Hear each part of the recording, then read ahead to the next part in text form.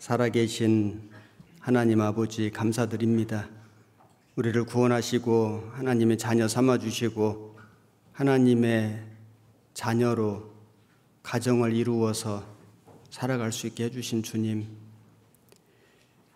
우리에게 이 세상에서 소중한 집과 가족을 주셨습니다. 우리가 어떻게 서로 사랑하고 또 아끼며 서로를 위로하고 격려하면서 살아가야 할지 가르쳐 주옵소서. 우리가 더욱 믿음으로 하나 되어 주님의 몸된 교회를 이루고 또 주님의 이 교회 안에서 더 많은 가족들에게 복음을 전하여 하나님의 뜻을, 하나님의 역사를 이루어가는 저희들이 되게 해 주옵소서.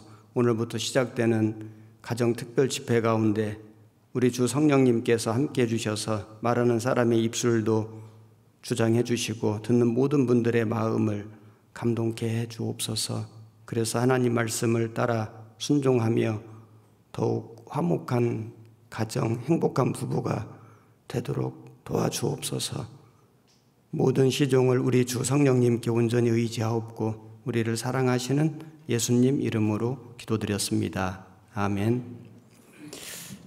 성경 시편 128편을 읽겠습니다.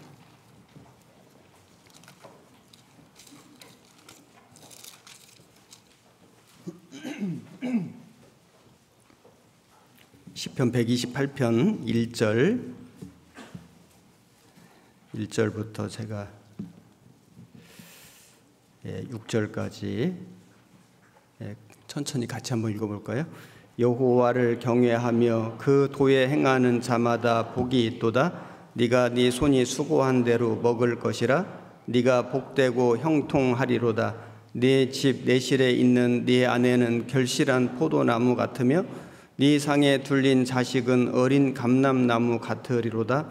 여호와를 경외하는 자는 이같이 복을 얻으리로다. 여호와께서 시온에서 네게 복을 주실지어다. 너는 평생에 예루살렘의 복을 보며 네 자식의 자식을 볼지어다. 이스라엘에게 평강이 있을지로다. 네, 광고해 주신 것처럼 오늘부터 3일 동안 가정 특별 집회라는 걸 하게 됐습니다. 오늘은 행복한 부부에 대해서 말씀을 드리겠는데 저에게 주어진 시간이 100분입니다. 평소 주일보다 조금 깁니다. 감안하시고 시간 됐는데 안 끝나나 이렇게 하지 마시고 100분이기 때문에 지금 한 5분 정도 됐는데요. 9시 45분 정도까지는 할 수 있습니다.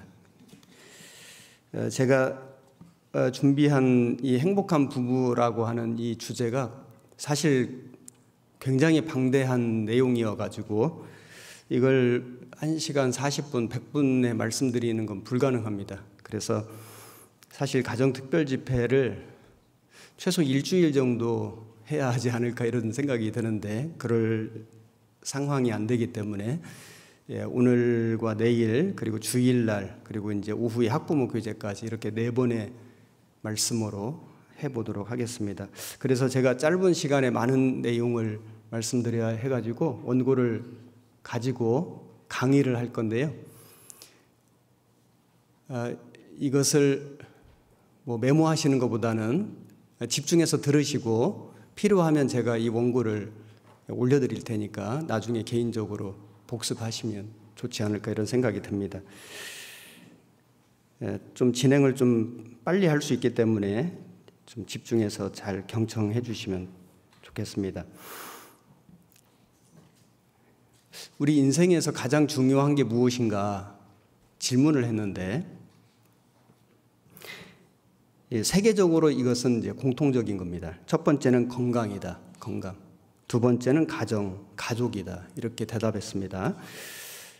첫 번째가 건강인데 건강하지 않다면 할 수 있는 것이 없습니다. 건강이 최고의 자산이다라는 말처럼 아무리 부자이더라도 아무리 명석한 두뇌와 아름다운 외모를 가졌다 할지라도 시한부 인생이라면 모든 것이 부질없게 됩니다. 건강함을 가진 사람이라면 축복받은 삶이라 할 수 있습니다. 다 공감하시죠? 자, 두 번째가 가족이다. 세계적인 모든 사람들의 공통적인 답입니다. 인생에서 가장 중요한 10가지를 꼽으라고 했을 때 가장 많은 사람들이 선택한 또 높은 순위에 있었던 것이 바로 가족입니다. 한국 사람들도 예외가 아니라고 했습니다. 그만큼 가족은 한 사람의 인생에 있어서 가장 많은 부분을 차지하고 살아가며 오랫동안 함께 있는 존재라고 할 수 있습니다.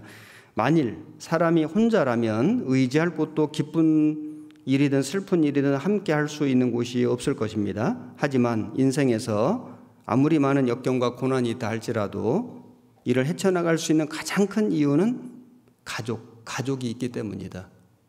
공감하실 겁니다. 정말 기쁜 일이 있다. 너무너무 기쁜 일이 있다. 누구에게 먼저 전화하죠? 자기 남편, 자기 아내 또는 자녀 또는 부모님, 가족이지 않겠습니까? 가장 먼저. 너무너무 힘든 일이 있다. 정말 감당하기가 어렵다. 그래도 누구에게는 말할 수 있을까요? 가족이죠. 가족은 우리 인생에서 정말 가장 중요한 요소라고 할 수 있습니다. 어떤 사람이 가정에 대해서 이런 글을 썼는데 읽어보겠습니다. 내 집을 가정으로 만들라. 네 집이 잠자는 데만 쓰인다면 그것은 여관이며 밥 먹기 위해서만 있는 집이라면 음식점이다. 또 육신의 쾌락을 위해 있는 것이라면 한갓 유흥장에 불과하다. 투자하는 셈으로 가진 집이라면 그것은 시장 한 구석이나 다를 것이 무엇인가. 집이라고 다 가정은 아니다. 가정이 되어야 할 집이 많이 있다. 우리의 집에는 눈비를 막아줄 지붕이 있어야 하고 바람을 막아줄 벽이 있어야 하고 마루가 있어 찬 습기를 막아줘야 한다는 것은 누구나 다 안다. 그러나 가정은 그 이상의 것이다. 가정에는 어린아이의 웃음소리와 어머니의 즐거운 콧노래 소리가 들려야 하고 아버지의 힘찬 모습이 조석으로 나타나야 한다. 적어도 사랑으로 더워진 마음과 행복한 눈빛을 가진 사람들이 모여 허물없이 살아가면서 서로의 슬픔과 즐거움을 기꺼이 나누는 곳이라야 가정이라 할 수 있다. 부모가 존경을 받고 자녀가 사랑을 받고 책망도 이해가 되는 곳이 가정이다. 그렇지만 가정은 여전히 그 이상의 것이다. 가정은 학교 이전의 학교요. 집에서 배웁니다. 교회 이전의 교회요. 교회 시작이 가정이거든요. 사회 이전의 사회다. 사회생활을 가정에서부터 배우는 겁니다. 가정교육 없이 학교 교육이 성공할 수 없고 가정의 신앙 없이 건전한 교회를 기대할 수 없습니다. 자동차 왕 포드 자동차, 지금은 많은 유명한 브랜드가 있지만 옛날에는 포드 하면 정말 세계적이었습니다. 포드 자동차 왕의 80세 생일 파티가 열렸는데 그의 명예와 부를 부러워하는 많은 사람들이 모였고 기자들도 많이 왔습니다. 최대 관심사는 포드가 어떻게 해서 성공할 수 있었는가 였는데 어떤 사람들은 유리 공장을 사들여서 성공했다. 어떤 사람들은 그가 페인트 공장을 인수해서 지금의 큰 사업체를 이루었다. 이런 말들을 했습니다. 한 기자가 포드에게 대신해서 질문했습니다. 포드 선생님께서는 일생 동안 이루어 놓은 수많은 일들 중에서 가장 큰 성공이라고 생각하는 것이 무엇입니까? 포드가 이렇게 말했습니다. 그것은 바로 나의 가정입니다. 사람이 아무리 많은 일을 하고 높은 지위를 차지했다 하더라도 한 가정의 남편과 아내, 부모로서의 책임을 다하지 못하였다면 그의 삶의 진정 성공이라 할 수 없을 것이다. 이 가정이라고 하는 것은 어떤 교육보다 어떤 사업보다 정말 가치가 있는 거다. 그런데 요즘 우리 시대는요, 이 가정이 무너지는 시대에 살고 있습니다. 오늘 제가 주제는 일단 부부기 때문에 부부 간의 그 생활, 결혼 생활, 이것이 점점 그 표준 기준을 잃어버리고 무너지고 있는 시대가 우리 시대라고 할 수 있습니다. 이혼이 얼마나 많습니까? 여기 가정은 쉼터이자 일터이다. 쉼터라고 하는 것은 일단 우리가요 하루 종일 일을 하고 어디 가고 싶습니까? 집에 가고 싶습니다. 집에 가면 쉴 수 있거든요. 가정은 쉼터이다. 그리고 재충전의 장소이다. 안식터이다. 집에서 안식을 못 누린다면 다시 일할 힘이 생기기가 어려울 겁니다. 그렇지 않겠습니까? 그리고 일터이다. 일터라고 하는 뜻은 자녀를 낳아서 기르는 곳이지 않습니까? 그리고 가족끼리 서로 살아가면서 연단 받습니다. 연습을 합니다. 훈련도 하거든요. 서로 사랑하고 용서하고 하는 걸 배우는 겁니다.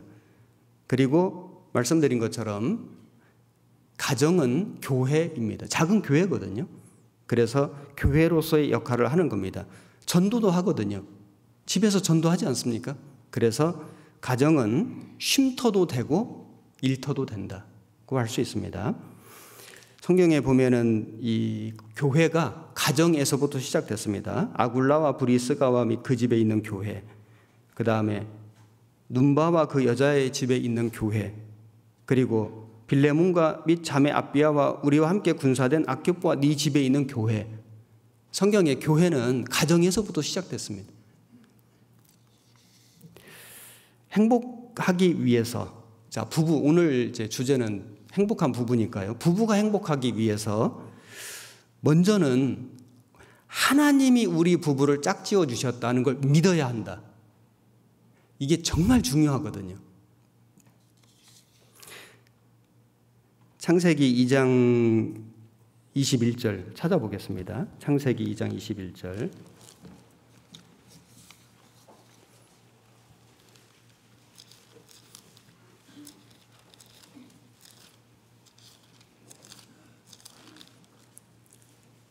제가 읽겠습니다. 여호와 하나님이 아담을 깊이 잠들게 하시니 잠들매 그가 그 갈빗대 하나를 취하고 살로 대신 채우시고 여호와 하나님이 아담에게서 취하신 그 갈빗대로 여자를 만드시고 그를 아담에게로 이끌어 오시니 아담이 가로되 이는 내 뼈 중에 뼈요 살 중에 살이라 이것을 남자에게서 취하였은즉 여자라 칭하리라 하니라. 24절 25절은 같이 읽겠습니다. 이러므로 남자가 부모를 떠나 그 아내와 연합하여 둘이 한 몸을 이룰지로다. 아담과 그 아내 두 사람이 벌거벗었으나 부끄러워 아니하니라.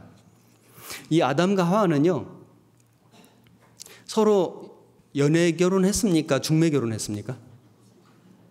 네? 아담 하와가 연애를 할 수가 없습니다. 아담 혼자 있었거든요. 하나님이 아담을 깊이 잠들게 하시고 예수님 모형입니다. 예수님이 십자가 죽으심으로 그 가슴에 창에 찔리셔서 그래서 교회가 탄생한 거지 않습니까?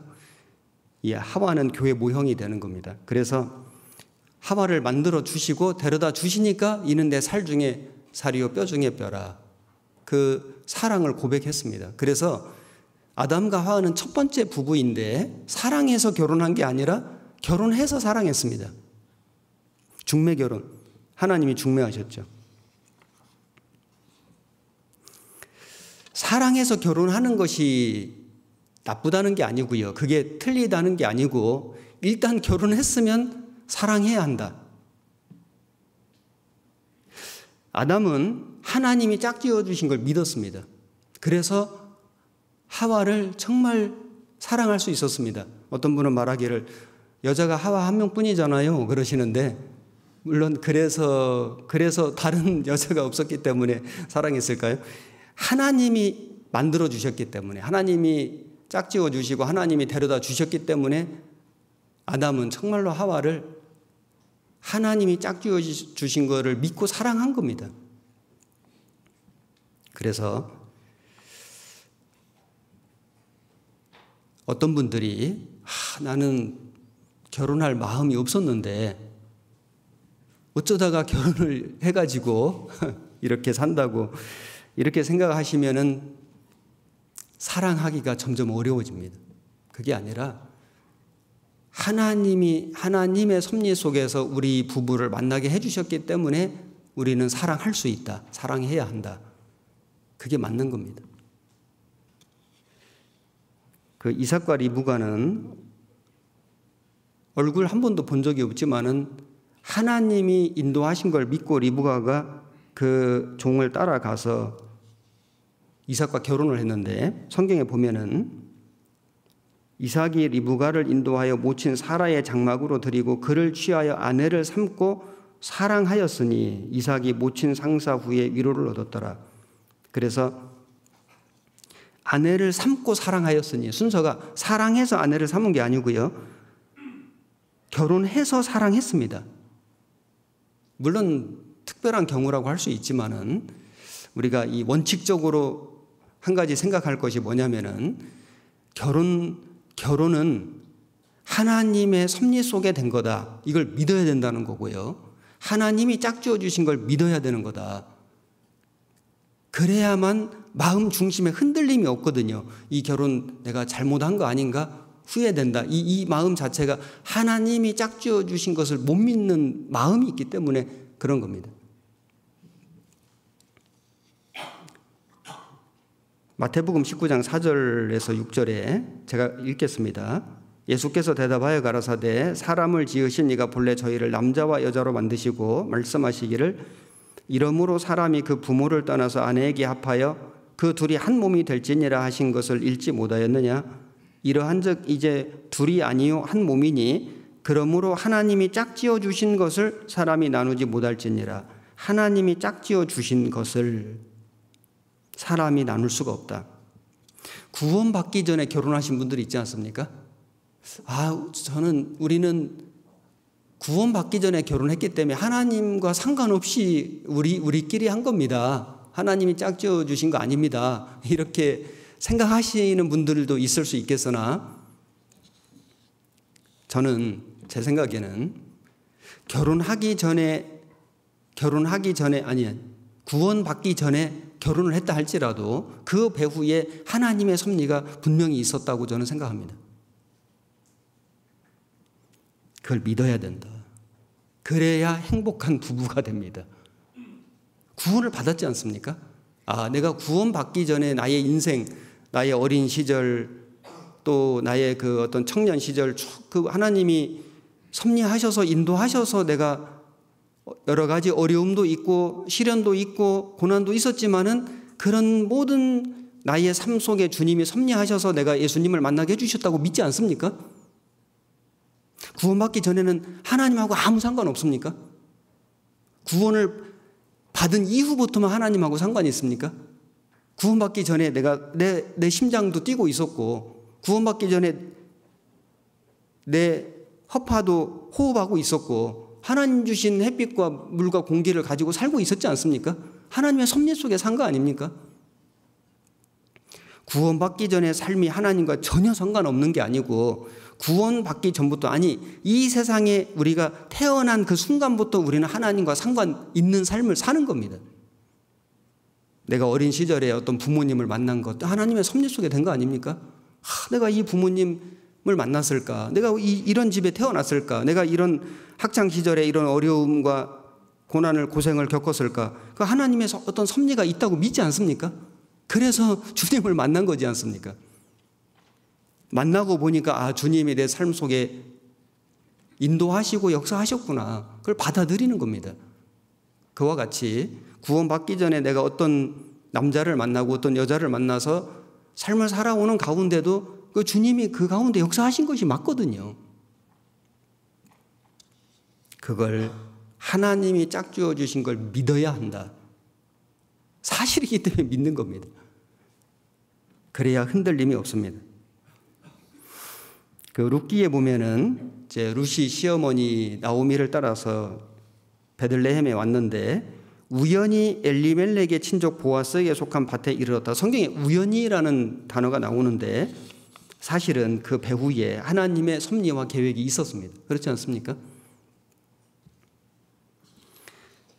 우리가 금방 창세기 2장 24절을 읽었는데 이러므로 남자가 부모를 떠나 그 아내와 연합하여 둘이 한 몸을 이룰지로다. 여기에 결혼의 3대 요소가 나오는데 간단하게 말씀드려 보겠습니다. 우선 부모를 떠나, 이 부모를 떠난다는 말이 언뜻 오해하면은 이제 부모와 상관없이 사는 건가? 전혀 그런 뜻이 아닙니다. 온전한 부부가 되려면은 각각 신랑 신부가 부모를 떠나야 되는데 이건 독립된 가정을 이루는 거다. 이런 의미죠.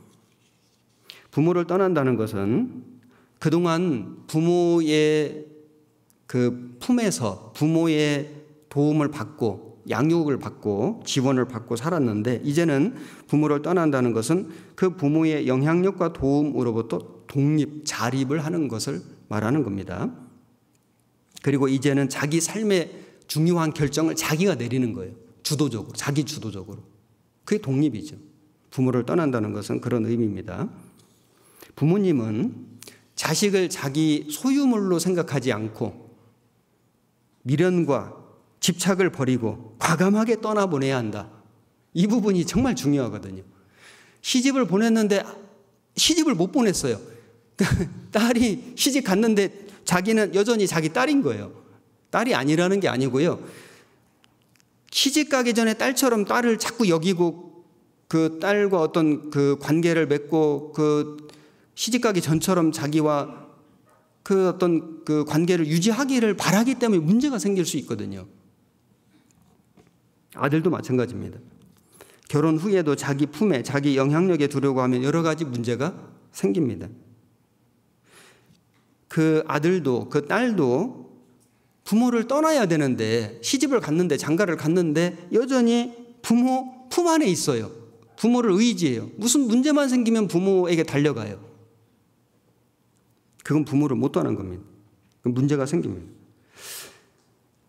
아들이 부모를 떠났다, 남편이 부모를 떠났다는 것은 뭐냐면은, 이제 어떤 어려움이 생기면, 어떤 결정할 일이 생기면은 부모랑 의논하는 게 아니고요, 아내와 의논하는 겁니다. 아내와 의논해서 결정하고 부모님에게 우리가 이렇게 하기로 했습니다, 이렇게 말씀드리는 거예요. 물론 부모님과 연관된 집안의 일이라면은 부모님과 먼저 의논하는 것이 맞지만은, 그 부부에 관계된 것은 아내와 결정해야 하는 것입니다. 아내도 마찬가지예요. 부모를 떠났다는 것은 남편을 더 의지하고 남편과 의논하고 남편의 도움을 바라고 살아가는 것입니다. 그래서 부모를 떠나야 한다. 이 자식을 평생 그 자기 품에 두고 살려고 하는 이것 때문에 오히려 자식을 불행하게 만들 수도 있다. 심지어는. 시간이 부족해가지고 일단 넘어가겠습니다. 제가 할 얘기가 많은데요. 여러 자식을 못 떠나보내가지고 자기 그 스라히에 키우던 것처럼 그거를 계속 마음속에 그 미련을 못 버리기 때문에 여러 가지 이 어려움이 생길 수 있거든요.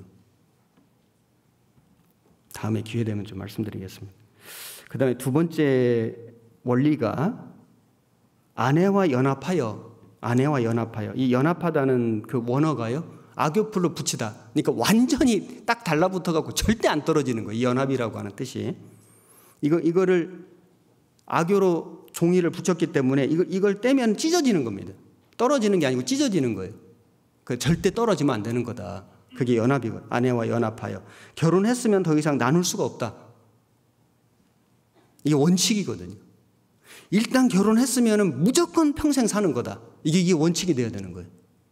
요즘 세상 사람들은 조금만 마음이 좀 틀리면은 에이, 헤어질까? 이렇게 해버리지 않습니까? 이게 굉장한 아픔을 낳는 거거든요. 하나님은 한 번 결혼했으면 영원히 사는 거다. 이렇게 원칙을 정하신 겁니다. 이거를 이 연합을 깨버리면은 많은 상처가 생기는 거다. 그걸 말씀하시는 겁니다. 그리고 한 몸을 이룰지로다. 한 몸을 이룰지로다. 이 말씀은 한 몸처럼 친밀해야 한다. 그 두 사람이 벌거벗었으나 부끄러워 아니하니라. 깐난 아기 말고요. 이제 성장해가지고 어른이 되어서 벌거벗은 몸을 보여도 부끄럽지 않은 유일한 관계는 부부관계입니다. 그렇지 않습니까? 그만큼 친밀한 거다. 그래서 부부는 정말 그 깊은 대화, 정말 친밀한 교제를 나눌 수 있어야 한다. 전도서 9장 9절에 제가 읽겠습니다. 내 헛된 평생의 모든 날 곧 하나님이 해 아래서 네게 주신 모든 헛된 날에 사랑하는 아내와 함께 즐겁게 살지어다. 이는 네가 일평생에 해 아래서 수고하고 얻은 분복이니라. 하나님이 헛된 인생이지만은 그래도 분복을 주셨는데 무슨 복을 주셨냐면은 사랑하는 아내와 함께 즐겁게 살지어다. 이건 하나님이 주신 복이거든요. 그래서 부부는 정말 깊은 대화, 정말 누구에게도 말할 수 없는 은밀한 이야기를 나눌 수 있는 그런 사이가 부부 사이입니다. 나아가서 영적인 대화, 이제 우리가 구원을 받으면은 정말 신앙적인, 정말 깊은 내밀한 모든 대화를 나눌 수 있는 것이 부부입니다. 그 부부가 결혼을 해가지고 이제 한 사람은 구원을 받고 한 사람은 구원을 안 받게 되면은 육신적으로는 친밀한 대화를 나눌 수 있지만 영적으로 대화가 안 되지 않습니까? 이게 이제 하나님의 일을 힘있게 하기가 어려운 문제가 생길 수 있거든요. 그런데 부부가 다 구원받고 육신적으로만 친밀한 게 아니라 영적으로 정말 친밀하면 정말 주님을 위해서 힘있게 일할 수 있는, 쓰임을 받는 그런 가정이 될 수 있는 겁니다. 그리고 한 몸을 이룬다는 것은 정상적인 성생활을 하는 거다. 이게 정말 중요한 부부 생활의 한 부분인데요. 고린도전서 7장을 찾아보겠습니다. 고린도전서 7장 2절, 고린도전서 7장 2절.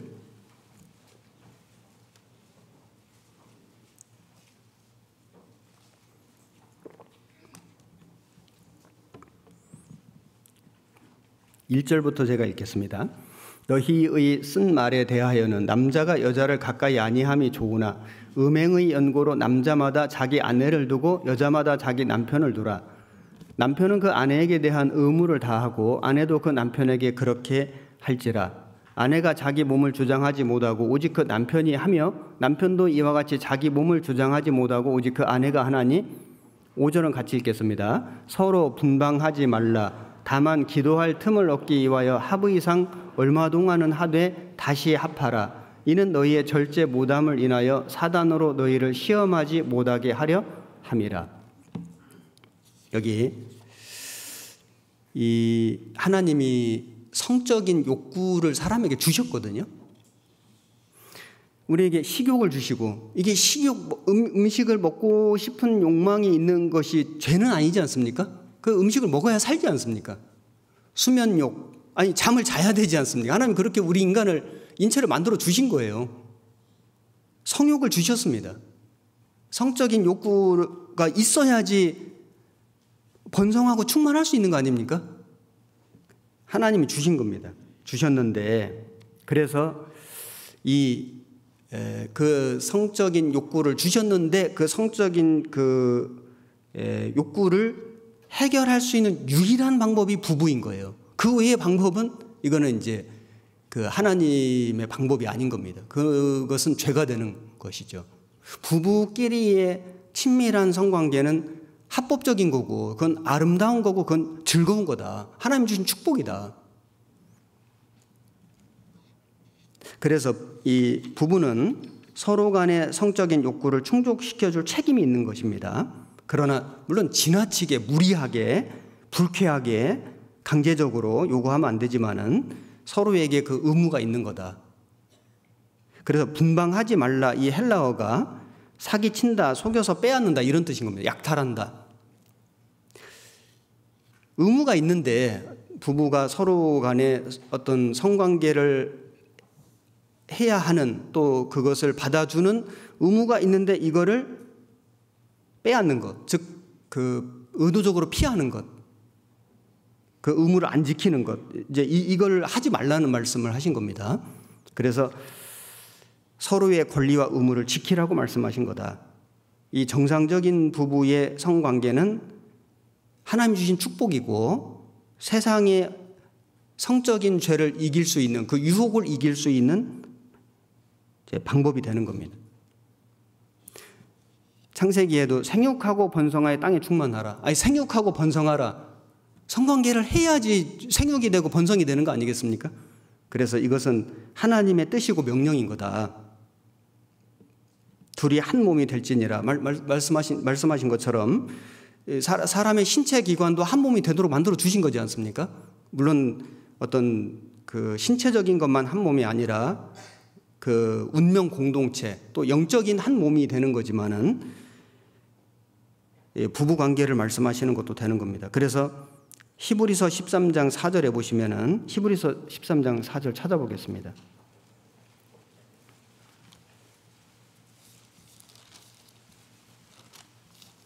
(13장 4절에) 모든 사람은 혼인을 귀히 여기고 침소를 더럽히지 않게 하라. 음행하는 자들과 간음하는 자들을 하나님이 심판하시리라. 여기 정상적인 혼인 관계하고 비정상적인 죄가 되는 간음하고 이거 구별해 놓으신 거지 않습니까? 그래서 침소를 더럽히지 않게 하라. 이 부부의 성행위는 거룩하고 깨끗한 거다. 어떤 청년들은 그 성적인 그 부부 관계를 죄악시하는, 이게 크게 잘못됐죠. 잘못 배운 거죠. 사실은 누가 그렇게 가르친 건 아닌데 하나님의 뜻을 잘 오해한 거죠. 그래서 이제 그런 문제 때문에 그 어려움을 겪는 부부가 간혹 있는데, 부부 간의 성적인 행위는 하나님이 허락하신 거고 명령하신 거고 그거는 축복인 거다. 이걸 분명히 아셔야 되고 이건 서로 의무가 있는 겁니다. 하나님의 뜻을 벗어난 성적인 행위, 여기 간음이라는 게 있지 않습니까? 이건 부부가 아닌 사람들과 상대화하는 것이 간음인 거지 않습니까? 부부가 하는 모든 건 합법적인 겁니다. 그래서 잠언 5장 18절에도 네 샘으로 복되게 하라. 네가 젊어서 취한 아내를 즐거워하라. 그는 사랑스러운 암사슴 같고 아름다운 암노루 같으니 너는 그 품을 항상 족하게 여기며 그 사랑을 항상 연모하라. 그래서 하나님이 사람에게 이 성적인 그 욕구를 주셨고 성적인 기관도 주셨고 하나님이 그 인체와 섭리를 다 만들어 주신 거기 때문에 여기에 순응해가지고 서로 간의 그 부부는 그 부부 관계를 성실하게 해주는 서로 간에 하는 그것이 일종의 의무라고 할 수 있는 겁니다. 그래야만 행복한 부부 생활이 되는 거예요. 이게 굉장히 중요한 요소거든요. 그리고 부부는 한 몸이 됐다는 건 운명 공동체를 말하는 겁니다. 이제는 뗄래야 뗄 수가 없습니다. 뭐 너는 잘 살고 나는 못 살고 이런 게 아닌 겁니다. 운명 공동체다. 같이 살고 같이 죽지는 않지만은 운명이 하나인 거, 운명이 한 배를 탄 거예요. 요즘 부부들은 네가 본 건 네 거고 내가 본 건 내 거고 이렇게 해가지고 뭐 경제 공동체가 아니라 이렇게 그 살림도 따로 하는 그런 사람들이 있다고 들었는데 그건 바람직한 것 같지 않습니다. 부부는 남편이 벌었지만 아내 것도 되고 그 아내가 또 집안 일을 하는 것도 그 일을 한 거지 않습니까? 그렇게 해서 남편이 직장 일도 하고 사업도 하는 거지 않습니까? 그래서 이 공동 운명체다. 한 몸이 되었다. 것을 이 말씀하신 겁니다. 자, 아내는 돕는 배필로 지어주셨습니다.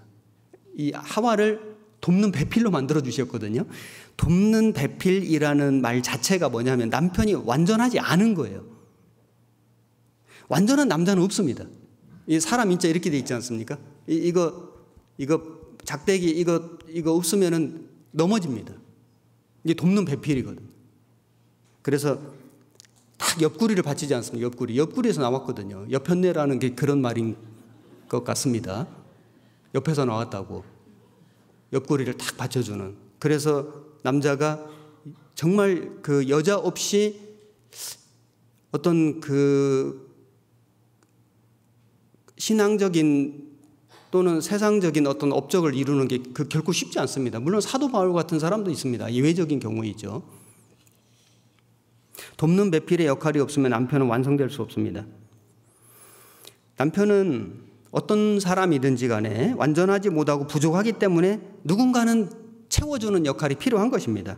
그래서 이 아내들은 이상형의 완전한 남편을 기대하지 말고 현재 내 남편의 모습 중에 좀 부족한 것이 있고 조금 약한 부분이 있다면 저 부분을 채우라고 하나님이 나를 돕는 배필로 보내주신 거구나. 이렇게 받아들이면 참 좋을 텐데 왜 이렇게 부족한가? 이렇게 부족한 사람하고 내가 왜 결혼했나? 이렇게 생각하면 자기 의무를 좀 망각한 거지 않습니까? 모세의 아내 십보라는 모세가 그 죽을 위기에 처했을 때 그 이유가 뭔지를 알아챘습니다. 그래서 그 아들의 할례를 해가지고 던져가지고 남편을 살렸지 않습니까? 신앙적으로 비록 이방인이었지만은 그 모세가 이스라엘 민족을 구원하는 엄청난 일을 하는 그 배경에 이 아내 십보라의 공로가 엄청 컸습니다. 아내 십보라 없었으면 모세 죽었습니다. 애굽에 가지도 못했습니다. 그리고 삼손의 아버지 마노아, 그 마노아의 아내, 그 마노아가 내가 하나님을 받기 때문에 나는 죽을 거다 고 굉장히 걱정했거든요. 이 마노아가 A형인 것 같아요. 걱정을 많이 했는데 그 아내가 그에게 이르되 여호와께서 우리를 죽이려 하셨다면 우리 손에서 번제와 소제를 받지 아니하셨을 것이며 이제 이런 말씀도 우리에게 이르지 아니하셨으리이다 하였더라. 이 말을 하니까 마노아가 안심이 탁 되는 거예요. 정말 지혜롭지 않습니까? 하나님이 우리를 죽이려고 하셨다면 우리 번제 소제도 안 받으신 거 보니까 죽이려고 당신 안 죽는다. 참 정확하게 지혜롭게 말한 거죠.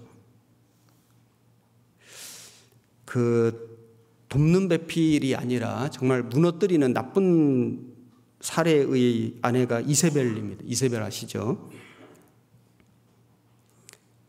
아합이 스스로 팔려 여호와 보시기에 악을 행한 자가 없으면 저가 그 아내 이세벨에게 충동되었습니다. 아합 자신도 스스로 팔려 아합 자신도 문제가 있지만은 충동했다는 건 부채질한 거고요. 거의 부채질. 그래가지고 확 무너지도록 만든 게 아내거든요. 그래서 이 아합이 좀 우유부단한 사람이었는데 아내 이세벨이 충동하니까 그냥 악으로 확 쏠려가지고 정말 악한 일을 많이 하다가 죽었지 않습니까?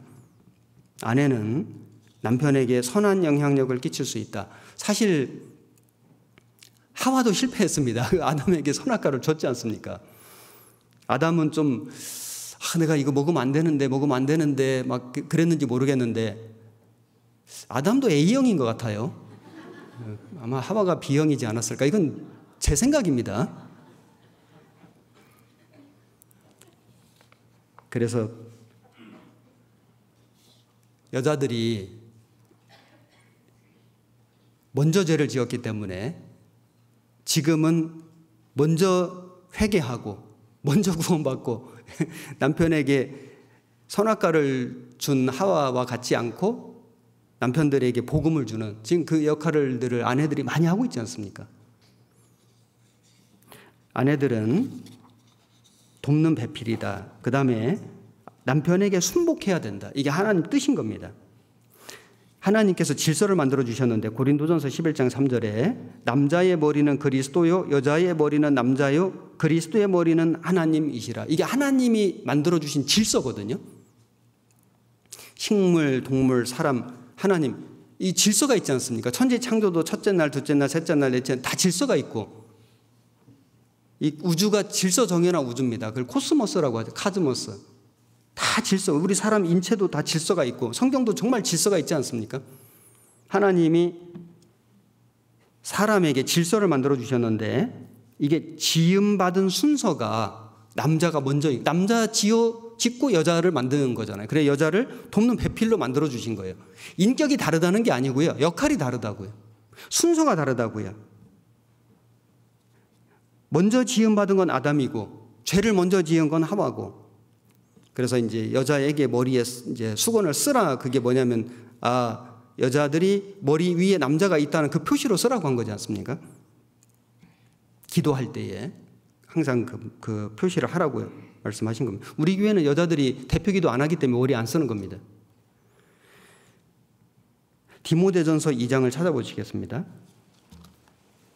디모데전서 2장 11절에 2장 11절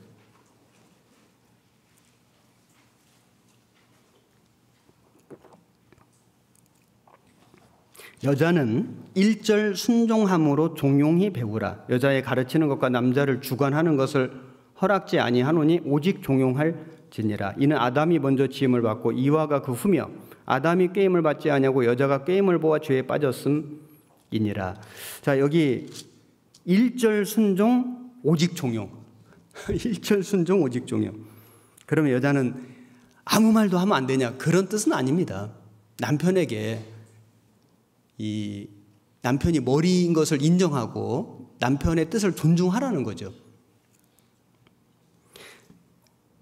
어떤 가정도 어떤 부부도 여자가 좀 더 많이 배우기도 하고 여자가 수입이 더 많기도 하고 여자가 좀 더 세상적으로 똑똑하기도 하고 그래가지고 여자가 모든 것을 주관하고 주도하고 이 모양이 보기가 좋습니까? 그렇지 않거든요. 여자가 좀 더 세상적으로 잘난 것이 있다 할지라도 좀 남편에게 그 위치를 보장해주고 남편 위치를 좀 보장해주고 남편을 좀 이렇게 높여주고 좀 남편 한 걸음 뒤에서 걸어가면서 이렇게 남편을 더 돋보이게 해주는 그게 훨씬 그림이 모양이 좋은 겁니다. 그게 하나님 순리거든요. 그래서 에베소서 5장 22절 찾아봐야 되겠습니다. 에베소서 5장 22절.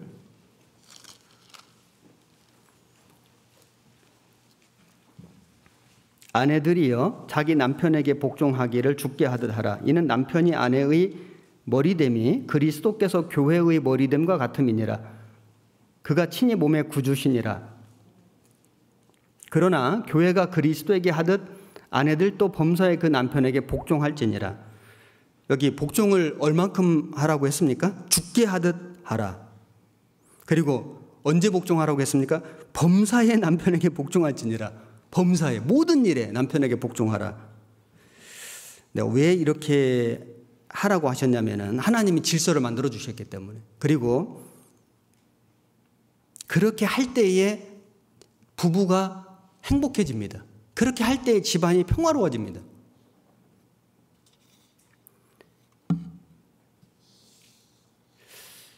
어떤 아내는 남편이 이런 사람인데 어떻게 제가 복종합니까? 이렇게 말할 수 있거든요. 남편을 보고 복종하라고 한 게 아닙니다. 하나님이 말씀하셨으므로 복종하라는 거거든요. 까다로운 자들에게도 그리하라. 그 까다로운 상사들에게도 순복하라고 말씀하셨는데 그 상사 중에는 정말 억지 부리고 정말 이기적이고 비합리적이고 존경할 곳이 하나도 없는 상사도 있지 않습니까? 그럼 어떻게 제가 이런 분을 순복할 수 있습니까? 라고 말할지 모르겠는데 사람 보고 하라는 게 아니고요. 하나님이 그렇게 하라고 말씀하셨으니까 하는 겁니다.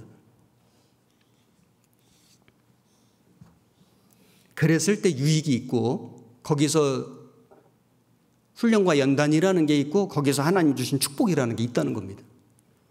여기 남편의 권위는 하나님이 주신 거다. 이걸 꼭 기억해야 됩니다.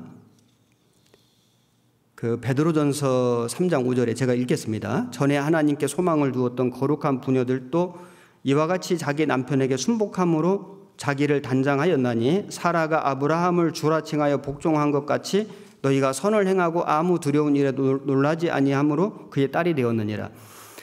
잘 아시겠지만은 아브라함이 믿음의 조상입니다. 그런데 이 믿음의 조상 아브라함도 정말 결정적인 실수를 했습니다.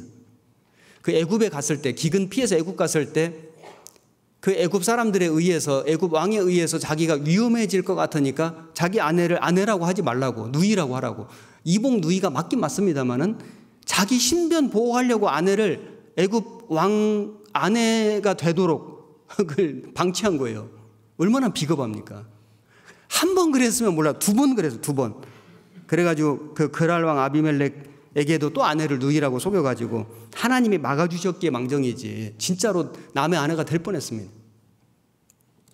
그럼에도 불구하고 사라가 자기 남편 아브라함을 주라 칭하여 복종한 것 같이 사라가 당신도 인간이냐? 이렇게 대들었다면은 아이고 내가 이런 남편을 남편이라고 생각하고 억울하다 억울해 막 이렇게 했다면은 성경에 이런 말씀이 기록될 수가 없습니다. 사라가 아브라함을 주라 칭하여 복종한 것 같이. 그래서 사람을 보면은 복종하기 어려운 게 있습니다. 맞습니다. 상사 보면 복종하기 어려운 사람이 있다니까요. 용서하고 사랑하라고 하셨는데 용서하고 싶지 않는, 사랑할 수 없는 사람도 있습니다. 그럼에도 불구하고 하나님이 하라고 하셨으니까 하는 거지 않습니까? 남편에게 순복하라. 순복하기 어려운 남편도 있습니다. 많은 그래도 하나님이 순복하라고 하셨으니까 할 때에 유익이 있고 축복이 있다는 말씀이거든요. 그리고 순복할 뿐만 아니라 에베소서 5장 33절 같이 읽겠습니다. 그러나 너희도 각각 자기의 아내 사랑하기를 자기같이 하고 그 아내도 그 남편을 경외하라. 경외하라. 이제는 순복하라. 여기서 더 나아가서 경외하라. 리스펙트하라. 존경하라. 거룩하게 여기고 존경하라. 엄청나지 않습니까? 경외하라. 존경하라. 남편을 두려워하고 존경하라. 그 이유는 뭐냐면은 하나님이 그 권위를 부여하셨기 때문에, 그렇게 했을 때 유익이 있기 때문에, 그렇게 했을 때 하나님이 축복하시기 때문에 하라는 겁니다. 그렇게 안 한다면은 말하자면 남편 무시하고 막대하고 밥도 안 주고 쫓아내고 그거는 불신입니다. 그건 하나님을 무시하는 것이다. 하나님 말씀에 불순종하는 겁니다. 제가 극단적인 얘기를 해서 죄송합니다. 이 성경에 보면은 믿음의 가정들이 쭉 나오는데 브리스길라 아굴라 잘 아시죠? 브리스길라가 아내거든요. 많은 성경에서 브리스길라 이름이 먼저 나옵니다. 제가 일일이 다 찾지는 않겠는데 브리스길라 아굴라 계속 나오는데, 그런데 성경에 아굴라 이름이 먼저 나오는 성경이 있습니다. 고린도전서 찾아보시겠습니다. 고린도전서 16장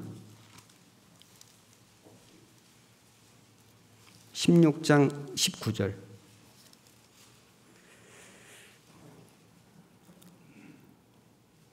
한 절만 같이 읽겠습니다. 아시아의 교회들이 너희에게 문안하고 아굴라와 브리스가와 및 그 집에 있는 교회가 주 안에서 너희에게 간절히 문안하고. 여기 고린도전서 16장에 그 가정 소개를 하고 있거든요. 가정, 믿음의 가정을 소개하고 문안할 때에 여기 남편 아굴라 이름을 앞세웠습니다. 브리스길라가 아마 더 헌신적인 자매였던 것 같습니다. 믿음이 훨씬 더 출중했던 것 같습니다. 그래서 심지어는 성경에 보면은 그 브리스길라 아굴라 부부가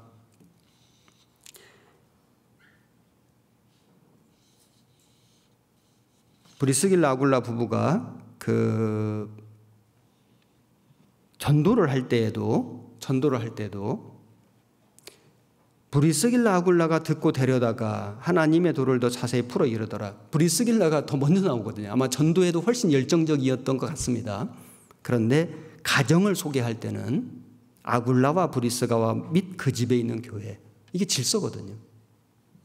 우리 교회 안에도 구원받으신 형제 자매가 부부로 있는데 어떤 가정은 아내의 믿음이 더 뛰어날 수 있지 않습니까? 더 더 열성적이고 더 헌신적이고 전도도 정말 열심히 하고 중요한 직분도 맡아서 하고 그럴 수도 있지만은 그러나 그 가정을 소개할 때는 남편이 앞서는 겁니다. 그게 질서거든요. 그래서 아내에게는 돕는 배필이다. 그 다음에 남편에게 순복하라, 남편을 경외하라. 이게 주신 명령인 겁니다. 하나님 말씀이니까 하는 겁니다. 그 다음에 에베소서 5장 25절. 에베소서 5장 25절. 지금까지 남편들은 기분 좋으셨죠? 남편에게 주신 명령도 있습니다. 5장 25절. 남편들아, 아내 사랑하기를 그리스도께서 교회를 사랑하시고 위하여 자신을 주심같이 하라. 28절. 이와 같이 남편들도 자기 아내 사랑하기를 제 몸 같이 할지니 자기 아내를 사랑하는 자는 자기를 사랑하는 것이라. 33절 같이 읽겠습니다. 그러나 너희도 각각 자기의 아내 사랑하기를 자기같이 하고 아내도 그 남편을 경외하라. 자, 아내를 사랑하라는 말씀이 4번 나옵니다. 사랑하라, 사랑하라, 사랑하라, 사랑하라. 누구를 사랑하라고요? 어떤 여자를 사랑하라고요? 자기 아내를 사랑하라고. 자기 아내를 사랑하라. 사랑하는데 얼마큼 사랑하라고요? 주님이 죽기까지 하신 것처럼 사랑하라. 이게 정말 쉬운 게 아닙니다. 아내들도 남편에게 순복하고 그 남편을 경외하는 것이 쉽지 않은 것처럼 남편들도 아내를 자기 몸처럼, 남자들은 대체적으로 이기적이거든요. 자기 먼저 생각합니다. 그래서 가장 아름다운 단어 1등이 마더고 그 파더는 70등인가도 안 나온다 그러지 않습니까? 이기적이기 때문에. 그 아내들은 남편을 사랑하고 자녀를 사랑하는 게 본성적으로 쉽습니다. 그 모성애라는 것이 좀 이렇게 이타적인 것이 타고난 본성 속에 있거든요. 그러니까 아내들에게 남편 사랑하라고는 하지 않았습니다. 근데 존경하는 게 어렵거든요. 남편들은 아내를 사랑하는 게 쉽지 않습니다. 타고난 본성 속에 좀 이기적인 것이 많기 때문에 하나님이 명령으로 주신 겁니다. 아내를 사랑하라. 자기 몸처럼 사랑하라. 이게 세상 사람은 불가능하고 구원받은 그리스도인은 가능한 겁니다. 주님 성품을 주셨기 때문에. 그리고 보양하라, 양육하라 이렇게 말씀하셨는데 남편은 자기 권위를 세우려고 아내를 이렇게 무시하거나 하면 안 됩니다. 말하자면 군림하려고 하면 안 됩니다.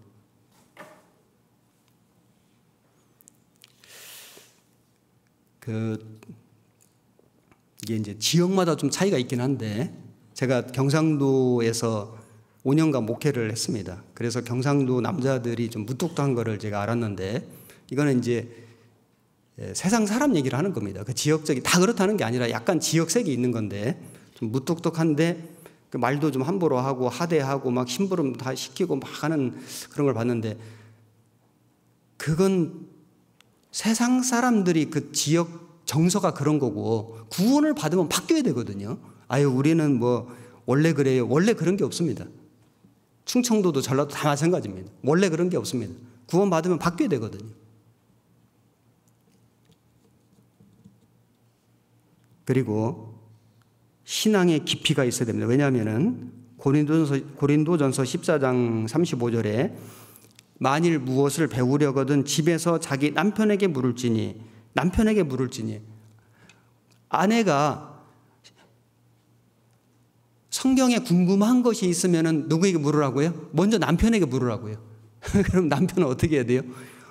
준비가 돼 있어야 되죠. 그러니까 성경 공부를 많이 해야 되는 겁니다. 성경에 깊이가 있어야 된다. 아내가 무엇을 물으면 대답해 줄 수 있는. 그게 진짜 남편의 역할인 겁니다. 그리고 열심히 일해야 됩니다. 왜냐하면 하나님이 그 주신 명령이 있지 않습니까? 남자는 이마에 땀이 흘러야 땅의 소산을 먹으리라. 그래서 시편 8편에도 네가 네 손이 수고한 대로 먹을 것이라 네가 복되고 형통하리로다. 우리 오늘 처음 읽었던 본문입니다. 네 집 내 실에 있는 네 아내는 결실한 포도나무 같으며 네 상에 둘린 자식은 어린 감람나무 같으리로다. 이런 집을 만들려면은 먼저는 여호와를 경외하며 그 도에 행하는 자마다 복이 있도다. 먼저는 하나님을 섬기는 사람이 돼야 되고, 두 번째는 열심히 땀 흘려서 일해야 되는 거다. 그래야 행복한 부부, 화목한 가정이 이루어지는 거다. 이걸 말씀하신 겁니다. 정말 남편의 권위라고 하는 건 뭐냐면은 열심히 아내와 자식을 위해서 밖에서 일을 하는 겁니다. 그것으로 권위가 세워지는 거거든요. 자기는 일하지 않으면서 한량처럼 지내면서 아내를 일하게 하면 그거는 안 됩니다. 물론 이런 경우는 있죠.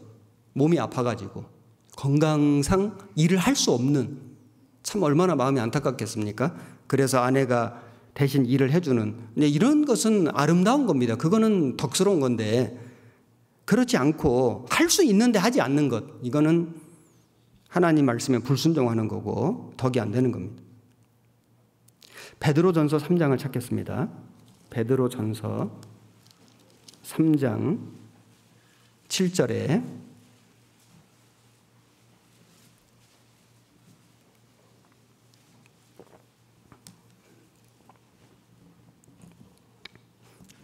한 절만 같이 읽겠습니다. 남편된 자들아, 이와 같이 지식을 따라 너희 아내와 동거하고 저는 더 연약한 그릇이요 또 생명의 은혜를 유업으로 함께 받을 자로 알아 귀히 여기라. 이는 너희 기도가 막히지 아니하게 하려 함이라. 지식을 따라, 이게 하나님 말씀이거든요.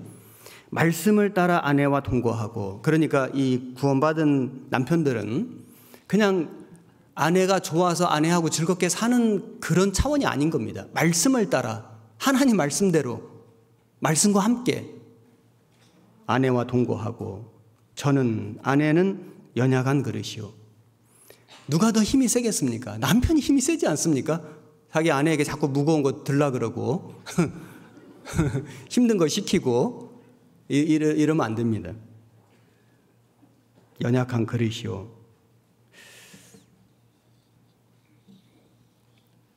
아내를 함부로 한다든지, 아내를 함부로 말로든지 행동이든지 함부로 하는 게 뭔지 아시죠? 세상 사람들 중에 그런 남편이 있지 않습니까? 아내를 함부로 아주 소홀히, 그리고 심지어는 폭언도 하고 폭행도 하고 하는, 세상에 그런 남편들이 있지 않습니까? 그리스도인들은 결코 그런 일이 있을 수 없습니다. 정말 아내를 귀하게 여겨야 한다. 정말 귀하게. 귀하게 여기라고 했지 않습니까? 귀히 여기라. 혹시 집안에 보석이 있습니까? 우리 그리스도인들은 집안에 특별한 보석은 없을 거라고 생각되는데, 집안에 아내보다 더 귀한 보석이 있습니까? 아내가 첫 번째 보석입니다.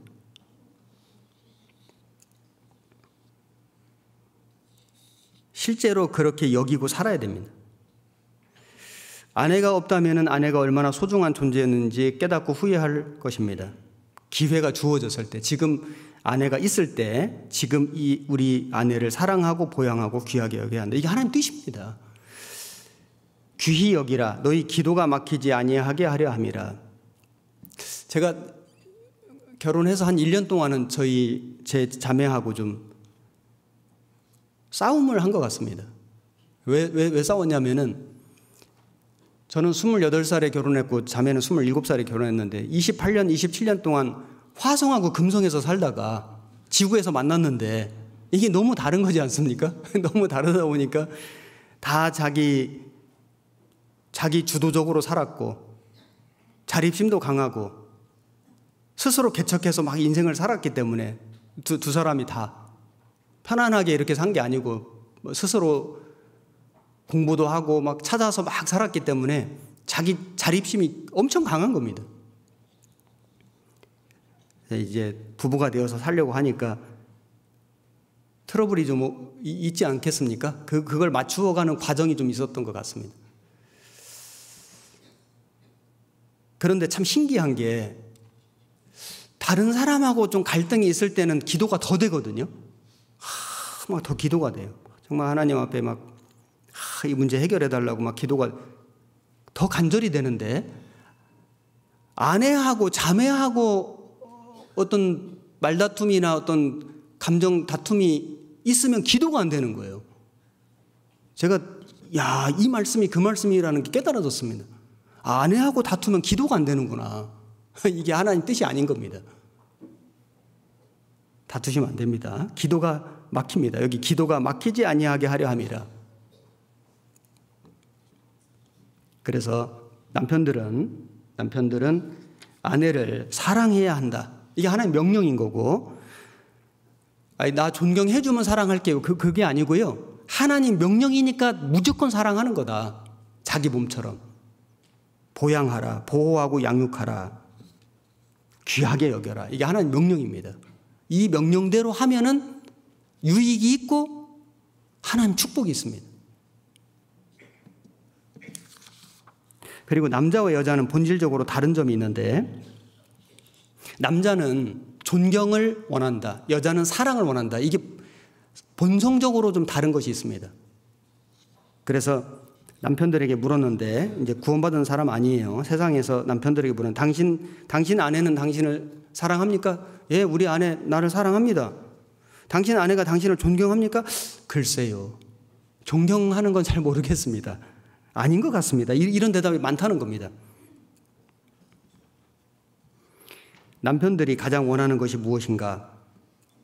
설문조사를 했는데, 세상 속에 혼자 남겨져서 사랑받지 못하는 거하고, 모든 사람에게 존경 못 받는 거하고, 둘 중에 어느 것이 더 낫겠느냐 물어보니까 차라리 사랑 못 받는 게 낫겠다, 존경받는 것이 더 좋겠다. 74%의 남자들이 그렇게 말을 했다는 겁니다. 그래서 남자들이 원하는 게 뭐냐? 아내에게 존경받는 걸 원한다. 아내가 나를 존경해 주는 거, 존귀하게 여겨주는 거, 그걸 원한다는 겁니다. 근데 아내는 사랑을 원하는 겁니다. 그래서 그 라헬이, 그 야곱이 라헬을 얼마나 사랑했습니까? 그런데 그 라헬이 그 아들을 못 낳으니까 그 투기심, 시기심으로 야곱에게 가서 나로 자식을 낳게 하라 하면서 막, 그렇지 않으면 내가 죽겠노라. 이 라헬이 성깔이 있거든요.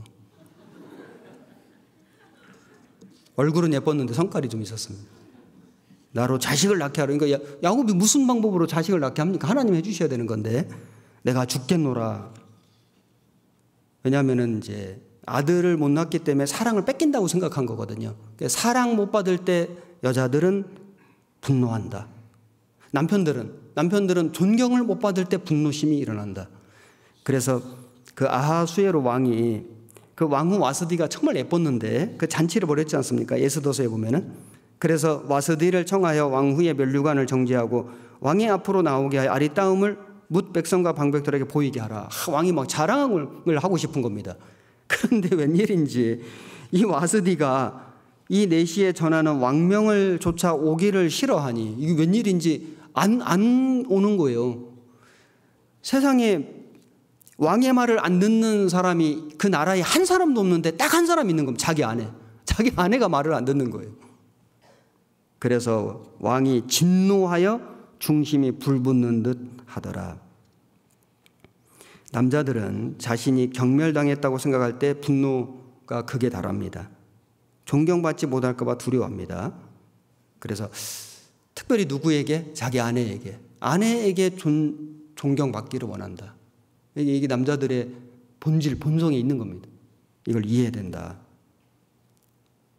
그래서 여자들에게는, 아내들에게는 남편을 경외하라, 리스펙트하라, 이렇게 말씀하신 거고, 남편들에게는 아내를 사랑하라. 하기 어려운 걸, 본성적으로 하기 어려운 걸 구원받았으니까 믿음으로 하라고 명령하신 거거든요. 할 수 있기 때문에 하라고 하신 겁니다. 베드로전서 3장 1절, 아내된 자들아 이와 같이 자기 남편에게 순복하라. 이는 혹 도를 순종치 않는 자라도 말로 말미암지 않고 그 아내의 행위로 말미암아 구원을 얻게 하려 함이니 너희의 두려워하며 정결한 행위를 봄이라. 자, 그렇다면은 자매님들 중에는 남편이 아직 구원을 안 받으신 분도 있지 않습니까? 그러면 어떻게 해야 되냐? 여기 말씀하시기를 혹 도를 순종치 않는 자라도 구원을 안 받은 남편이라도 말로 말미암지 않고 그 아내의 구원받은 아내의 행위로 말미암아 구원을 얻게 하려 함이니 그래서 구원 안 받은 남편에게도 순복하라. 이게 명령이지 않습니까? 물론 주 안에서 믿음 안에서 순복하라는 거예요. 교회 가지 마. 순복해야지. 성경 읽지 마. 아이고 순복해. 전도하지 마. 순복해야지. 그건 아니지 않습니까? 믿음 안에서 말씀 안에서 순복하라.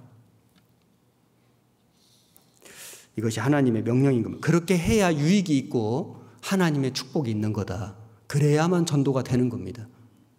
남편을 무시하고 구원 안 받았다고 좀 이렇게 좀 소외시키고 이렇게 해서 남편이 마음이 서운하고 속상하고 어떤 외로움을 느끼고 이렇게 하면 전도하기 참 어렵거든요. 아주 옛날 일인데요. 어떤 자매님이 구원을 받고 너무 좋은 거예요. 남편이 굉장히 큰 회사의 사장이었습니다.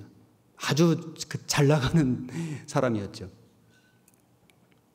이 아내가 그 남편을 존경하고 남편을 의지하고 남편 사랑받고 살다가 구원을 받은 거예요.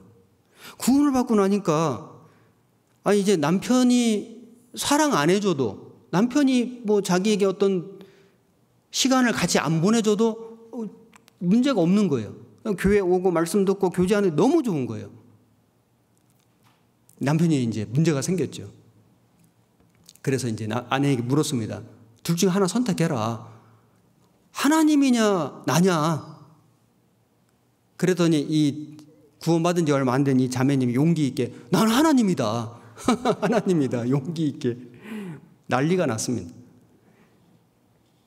물론 그 마음은 알겠지만은 그렇게 남편에게 얘기를 하면은 남편이 정말 분노하지 않겠습니까? 정말로 지혜롭게 말을 한다면은 내가 구원받기 전에도 이 세상에서 당신이 최고였고 나는 정말 당신 사랑하고 존경하는데 내가 말씀을 깨닫고 구원을 받고 보니 하나님의 말씀에 남편을 경외하라고 했다. 내가 하나님 말씀을 배우고 나니까 당신이 더 거룩해 보인다. 난 정말 당신을 더 존경하게 됐다. 이렇게 말해야 교회 더 가라고 얘기를 하지. 따라가고 싶은 마음이 생기지. 마음은 이해가 되는데 이제 우리가 그 표현을 좀 지혜롭게 해야 된다고 생각합니다. 그리고 실제로요. 말로만 그렇게 하는 게 아니라 구원을 받고 구원 안 받은 남편이라 할지라도 더 긍휼히 여기고 더 사랑해야 하는 것이 맞지 않습니까? 아니 우리가 구원 안 받은 이방인에게도 구원 안 받은 친구에게도 전도하려고 얼마나 사랑과 친절을 베푸는데 내 남편에게 더 사랑과 친절을 베푸는 건 너무 당연한 거지 않습니까?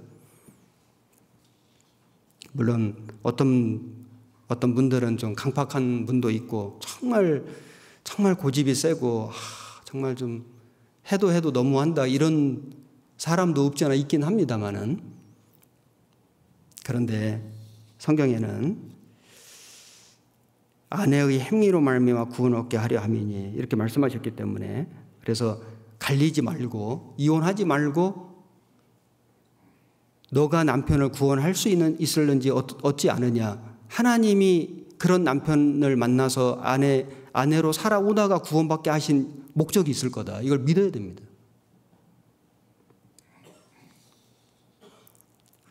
그리고 이제 부부가 행복해야 되는데 행복하기 위해서 정말 중요한 게 뭐냐면 말이거든요. 언어.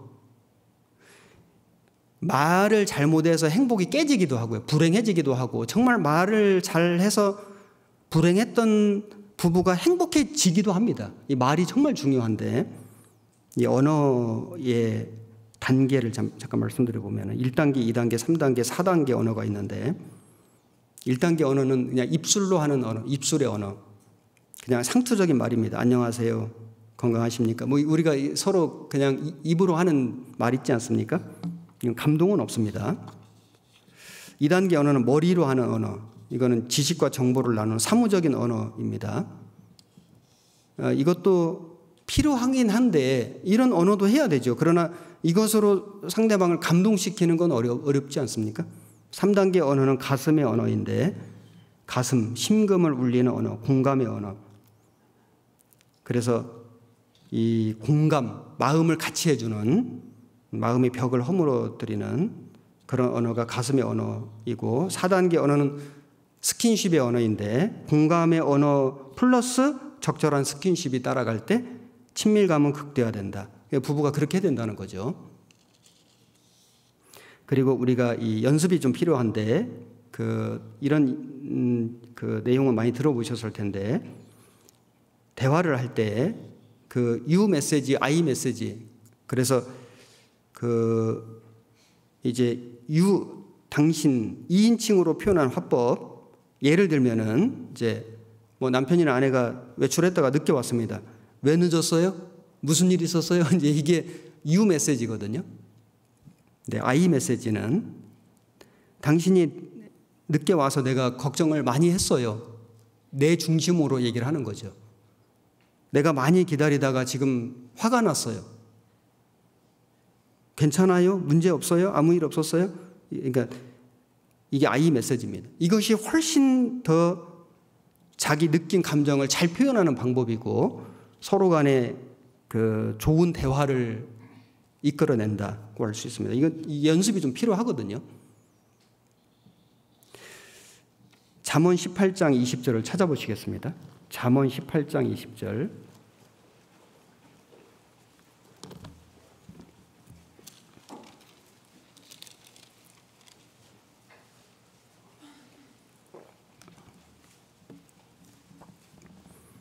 (20절) (21절을) 같이 읽겠습니다.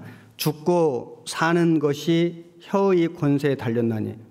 잠언 제가 뭐라고 했습니까? 18장 19절? 죄송합니다. 제가 뭐라고 했지? 잠언 18장 21절이네요. 죄송합니다. 네, 18장 21절. 21절 잠깐만요. 20절 21절 맞습니다. 내가 헷갈리는데. 20절 21절입니다. 같이 읽겠습니다. 사람은 입에서 나오는 열매로 하여 배가 부르게 되나니 곧 그 입술에서 나는 것으로 하여 만족하게 되느니라.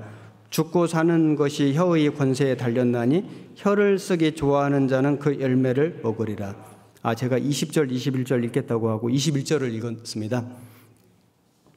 여기 보면은 21절에 죽고 사는 것이 혀의 권세에 달렸나니 이 사람이 말 한마디로 죽을 수도 있고 살 수도 있다는 뜻이죠. 그런 엄청난 능력이 권세가 혀에 있다.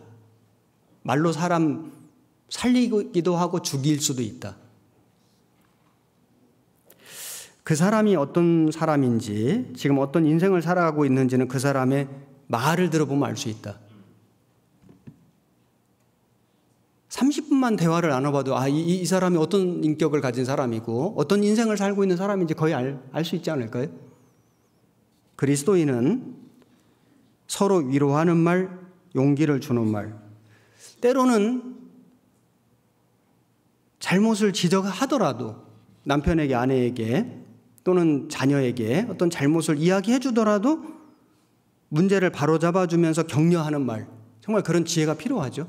무조건 좋은 말만 해주라는 게 아니고 지혜롭게 책망하면서 격려하는 이런 말, 이런 연습이 좀 필요한데, 유대 랍비 시므온 벤 가말리엘이 어느 날 종에게 시장에 가서 좋은 음식을 사오라고 시켰습니다. 그런데 종은 짐승의 혀 하나를 사가지고 왔습니다. 다음 날 랍비는 그 종에게 가서 이제 나쁜 음식을 사오라고 했습니다. 그 종은 다시 짐승의 혀 하나를 들고 들어왔습니다. 랍비가 그 종에게 왜 두 번 다 혀를 가지고 왔느냐 물으니까 종이 의미 있는 대답을 했습니다. 선한 것도 혀에서 나오고 악한 것도 혀에서 나옵니다. 혀가 선할 때는 그보다 나은 것이 없고 혀가 악할 때는 그보다 악한 것이 없습니다. 참 지혜로운 종이죠. 그리스도인들은 혀의 권세를 가지고, 이 권세, 하나님이 이 언어를 사람에게만 주신 특별한 능력이고 축복이지 않습니까? 모든 것이 말로 되는 거예요. 하나님 말씀도 우리가 이거 말씀으로 말로 듣는 거지 않습니까? 깨닫고, 그리고 말로 교제하고, 언어로 대화하고, 언어로 찬송하고, 언어로 기도하고, 말로 언어로 전도하고, 모든 것이 말로 언어로 되는 겁니다. 사람에게만 주신 특별한 축복인데, 이 혀를 가지고 우리가 해야 할 말들은 인정해 주는 말. 오늘 하루 많이 힘들었지? 오늘 당신 정말 수고 많았어요. 얼마나 좋은 말 아닙니까? 오늘 저녁에 가서 꼭 실천하십시오. 격려의 말. 여보 힘내세요. 한마디의 말이 쓰러진 사람을 일으켜줍니다. 칭찬하는 말, 감사하는 말. 칭찬도 그냥 잘했어 이게 아니고요. 구체적인 칭찬. 오늘 당신이 쓰레기 버려줘서 너무 고마워요. 이렇게 하는 거죠. 오늘 구역 모임 준비할 때 당신이 청소해줘서 한결 쉬웠어요. 이렇게 구체적으로 해야 되지. 잘했어. 이거는 이게 우러나오는 진실한 칭찬이 아니지 않습니까? 특별히 다른 어떤 사람의 칭찬보다 남편의 칭찬, 아내의 칭찬이 더 크게 들립니다. 말로 한마디 칭찬하는 것이 계속 조르는 것보다 낫습니다.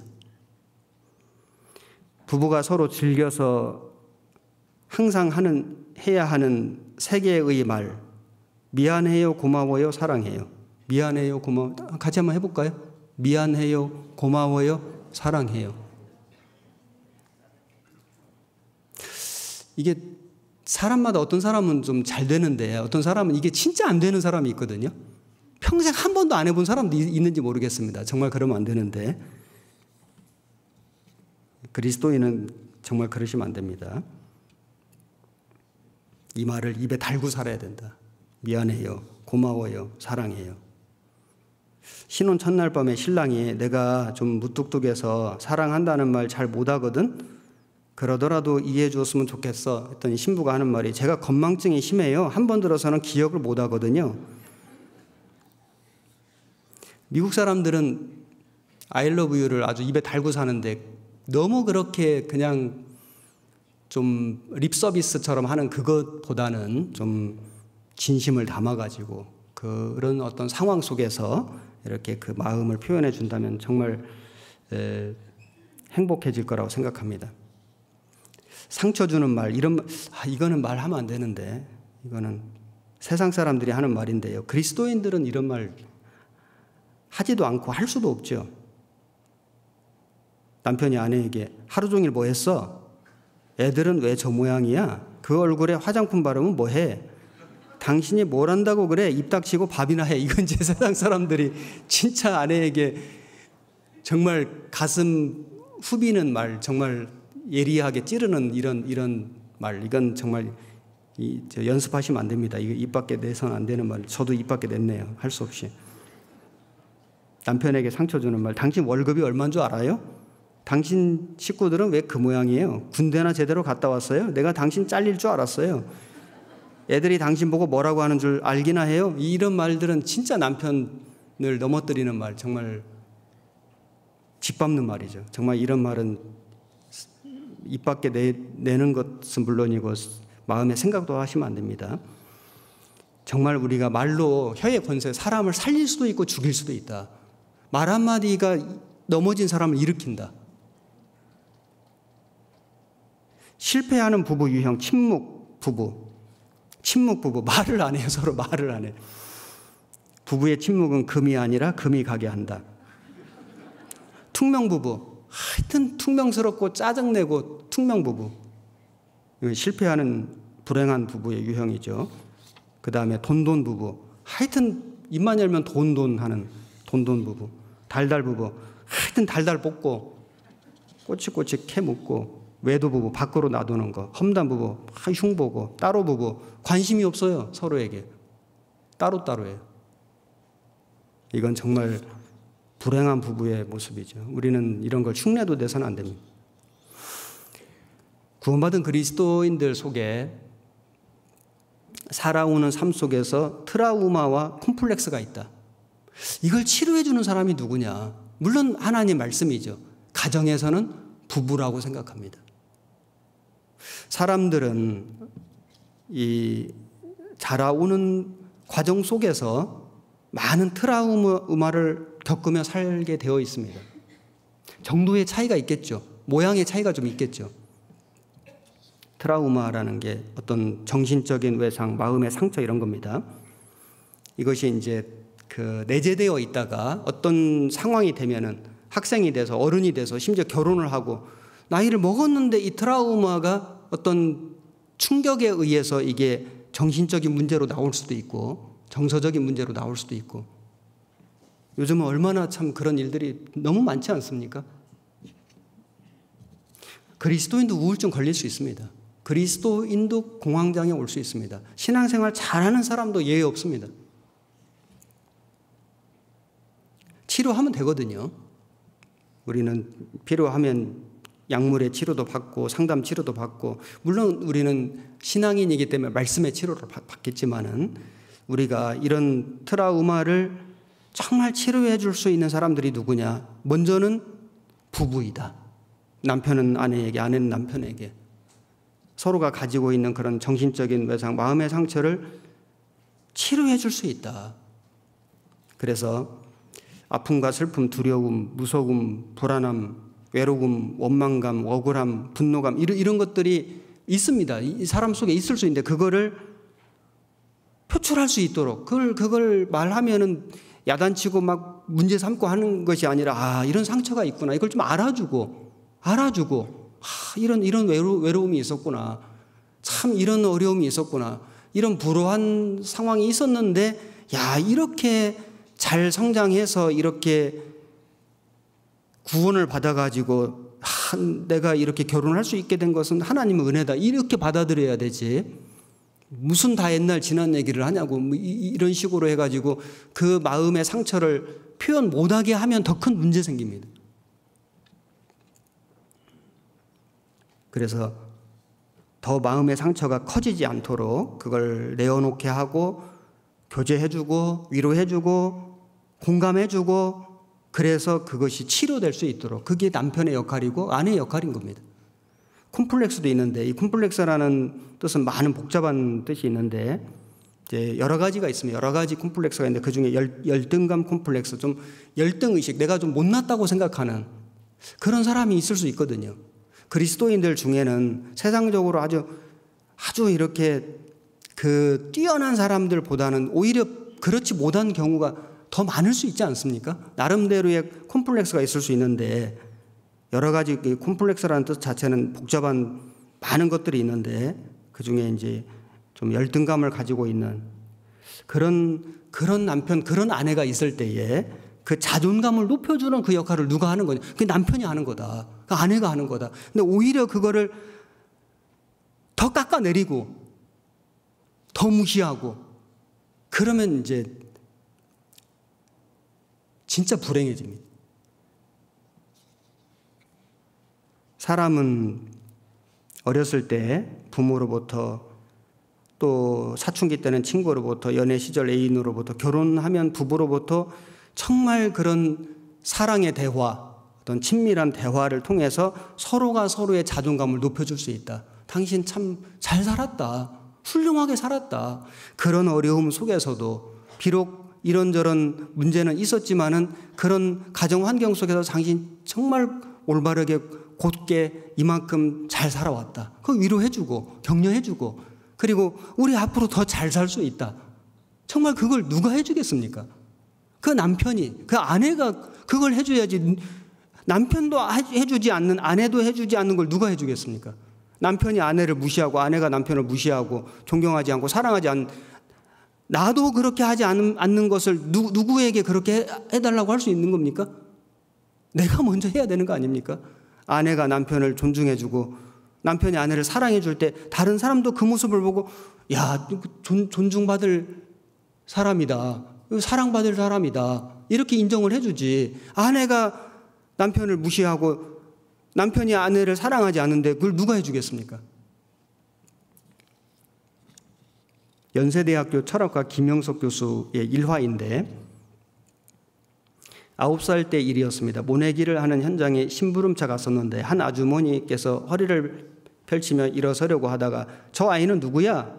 라며 옆에 있는 아주머니에게 물었습니다. 옆에 있는 아주머니가 말하기를 누구네 집 아이 아닌가라고 말해 주었습니다. 그 소리를 듣자마자 하는 말이 아이고 참 못생겼다. 그 말을 들은 꼬마는 그 말이 비수처럼 가슴에 꽂혔습니다. 집으로 돌아와서 거울 앞에서 2시간 동안 자신의 얼굴을 보며 자신이 참 못생겼다고 마음에 확신을 갖게 되었습니다. 그 뒤로 그는 사람들 앞에 서질 못했습니다. 대인 기피증이 생겼습니다. 항상 고개를 숙이고 다니게 되었으며 책을 읽는 것이 유일한 취미였습니다. 그 결과 공부를 잘하는 우등생이 되었고 마침내 미국으로 유학을 가게 되었습니다. 유학생활 중에 일어난 일이었습니다. 어느 때처럼 공원 벤치에서 열심히 책을 읽고 있었는데 옆으로 지나가던 사람이 말을 건네왔습니다. 눈을 들어보니 인형같이 예쁜 금발의 미녀 여학생이었습니다. 너 어디서 왔니? 일본?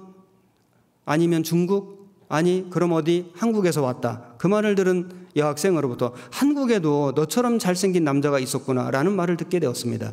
그는 기분이 매우 좋았습니다. 집으로 돌아와서 2시간 동안 거울 앞에서 자신의 얼굴을 보며 아 나도 괜찮게 생긴 사람이라는 자신감을 갖게 되었습니다.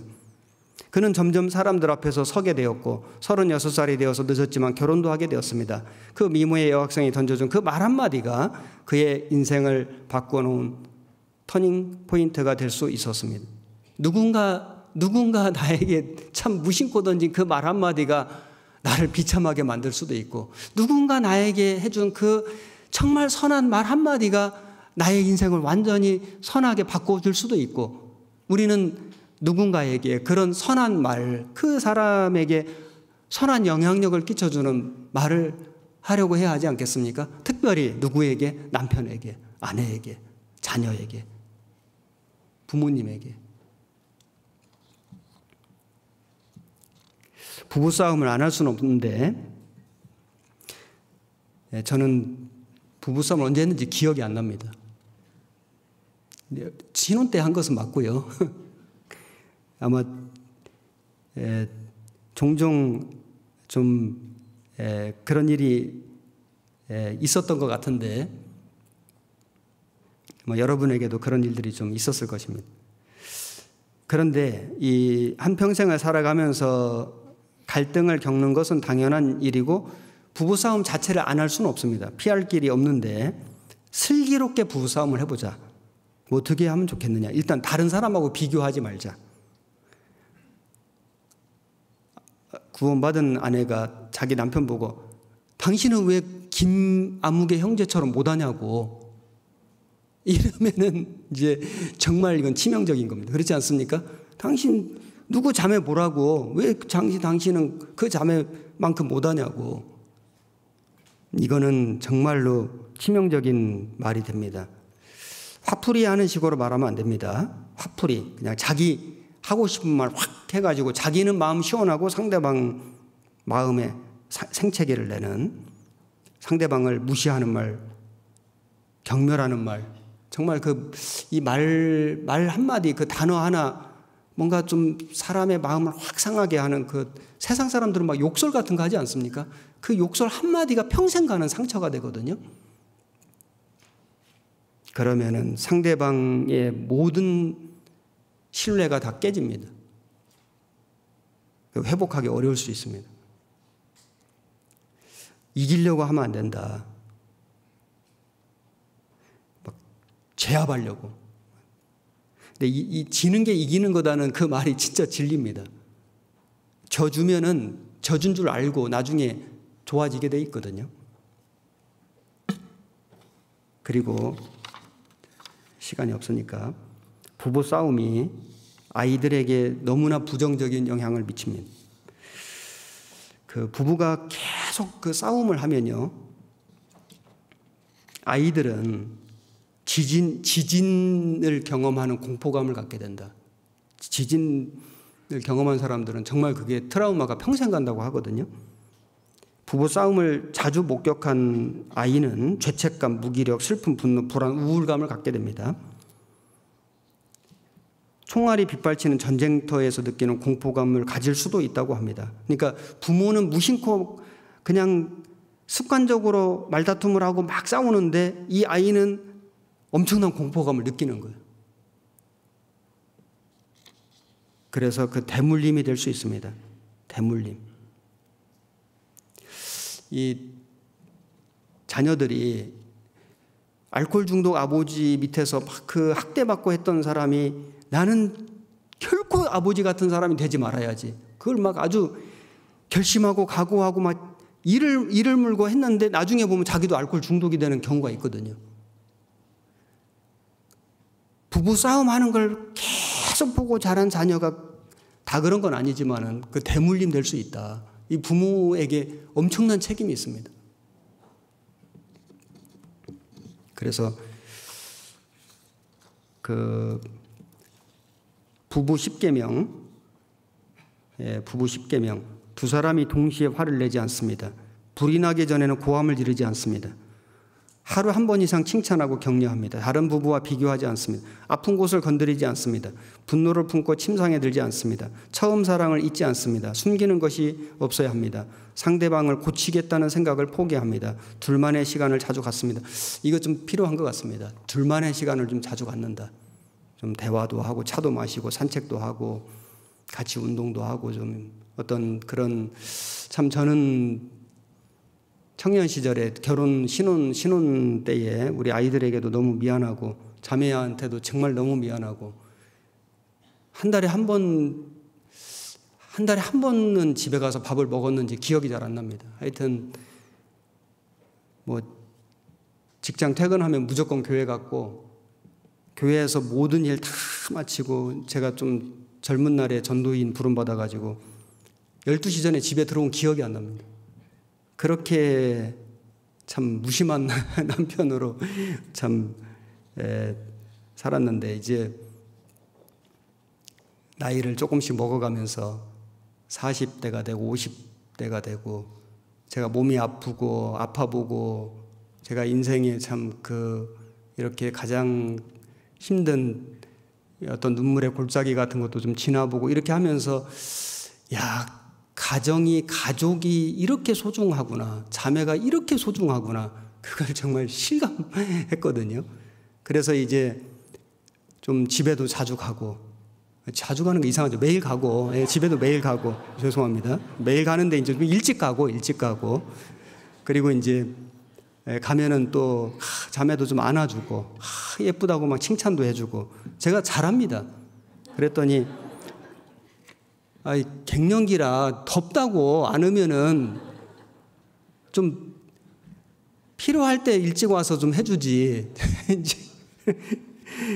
다 때가 있는 것 같습니다. 그런데 참 남자와 여자는 이게 계속 크로스인 것 같습니다. 뭐가 좀 안 맞아요.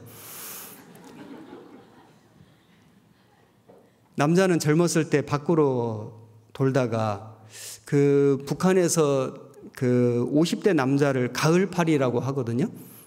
파리가 이제 추워지니까 자꾸 집안에 기어들어오거든요.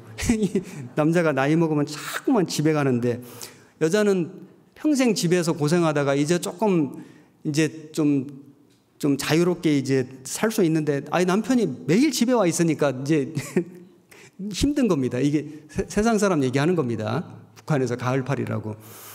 자, 이게 남자 여자는 좀 이게 생리적으로 좀 이게 어긋나는 부분이 좀 있는 거구나. 이제 이런 생각이 좀 들긴 한데 그리스도인들은 이걸 잘 조화롭게 맞추는 지혜가 좀 필요하다고 생각되거든요. 그래서 결혼의 틀 깨기. 이제 이게 무슨 얘기냐면은 결혼의 틀이라는 게 이제 청년 남자에게 당신은 결혼하면은 당신 아버지와 같은 결혼 생활 하고 싶습니까? 대부분의 청년들이, 이거 그리스도인 아니고요. 세상 사람들이. 대부분의 청년들이 아니요. 이렇게 말을 하더라는 겁니다. 심지어 어떤 사람은 문항에도 없는 내가 미쳤습니까? 이렇게 대답을 했다고 합니다.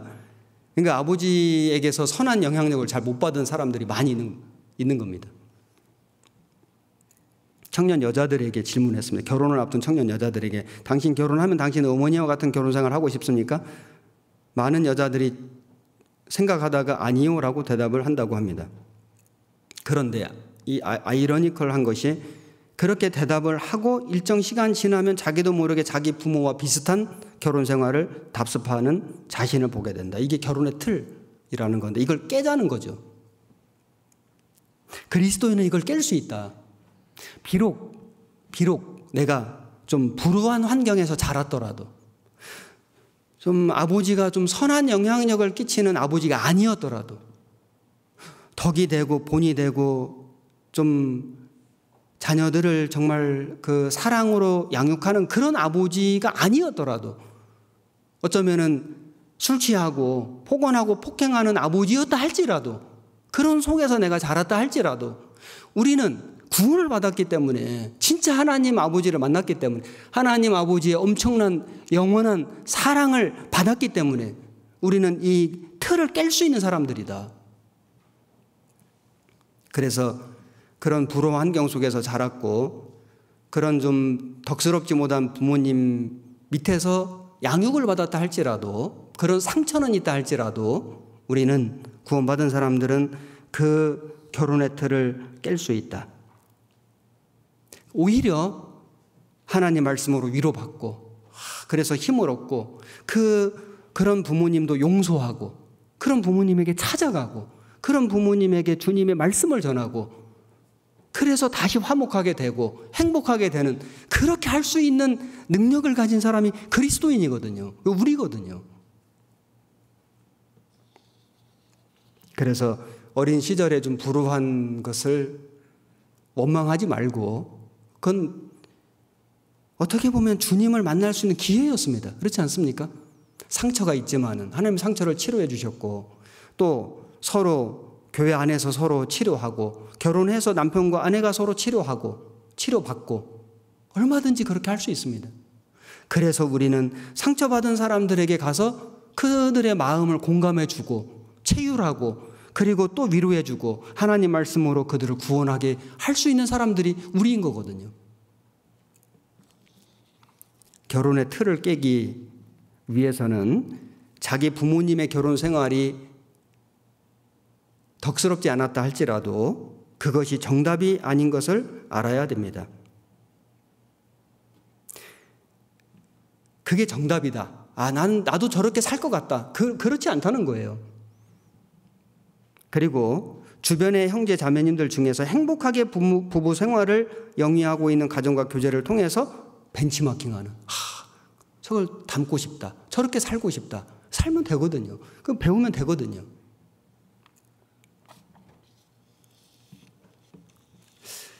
자, 사랑의 실천하는 방법 중에 우리가 이제 자동차도 기름 탱크가 있지 않습니까?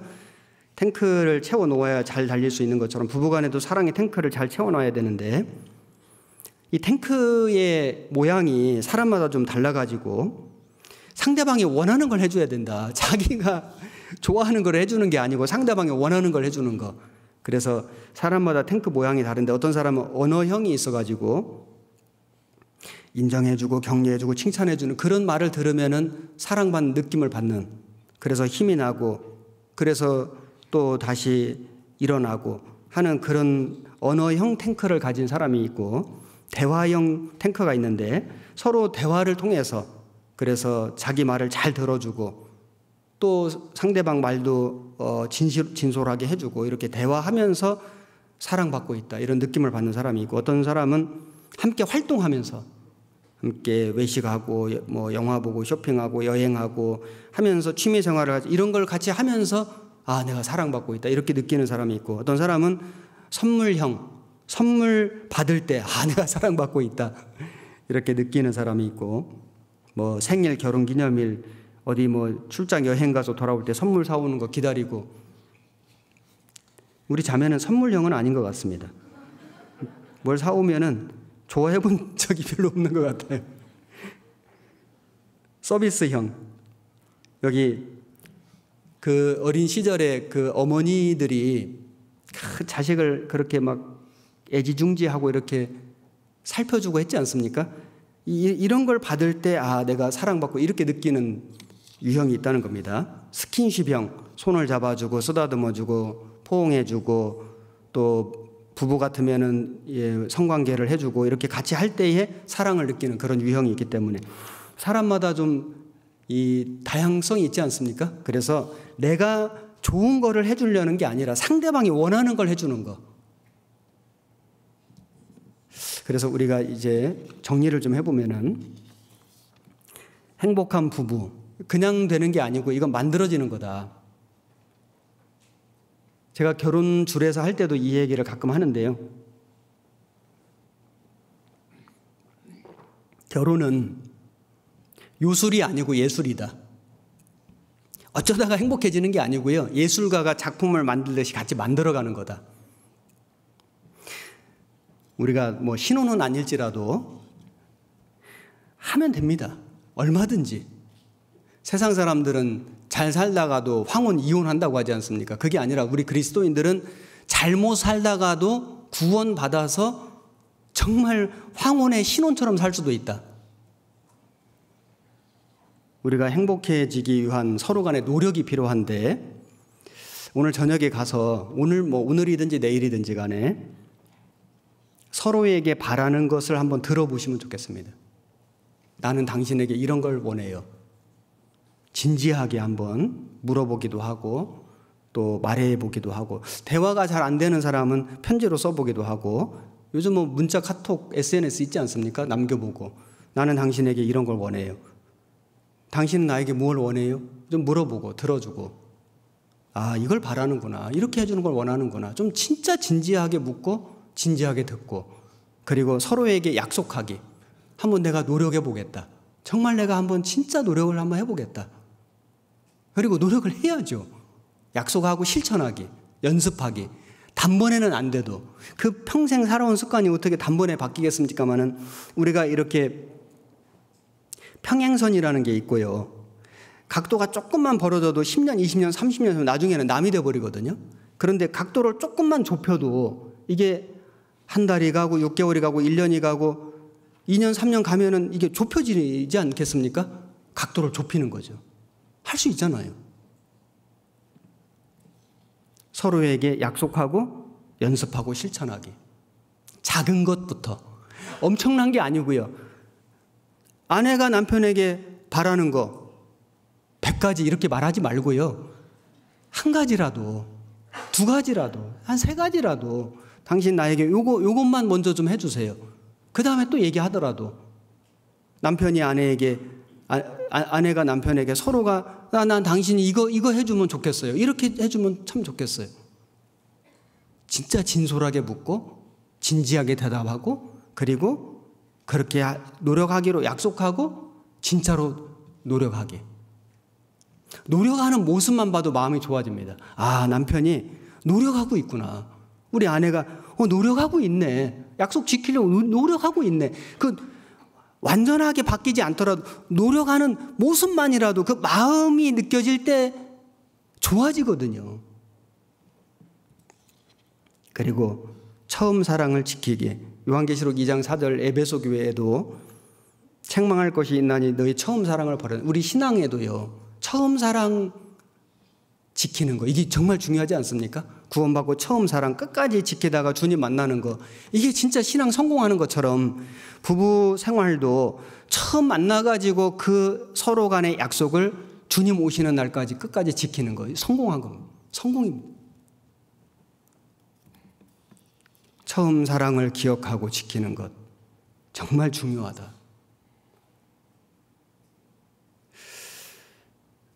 신혼이라는 뜻이 상대방을 신나게 하려고 내가 혼나는 것인데 시간이 지날수록 내가 신나려고 상대방을 혼내게 되는 게 문제가 됩니다. 자기 좋으려고 상대방을.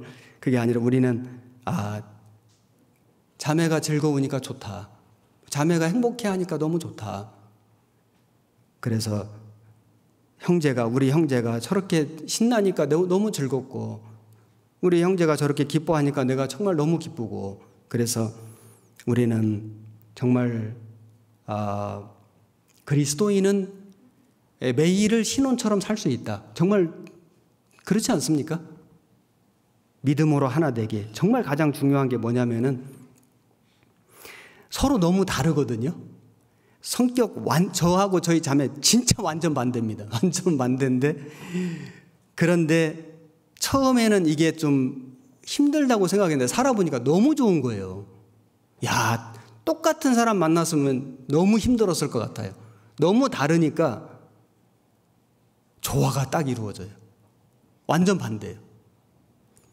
대부분의 부부들은 반대인 사람을 만납니다. 사람은 자기와 다른 성향을 가진 사람에게 매력을 느낀다.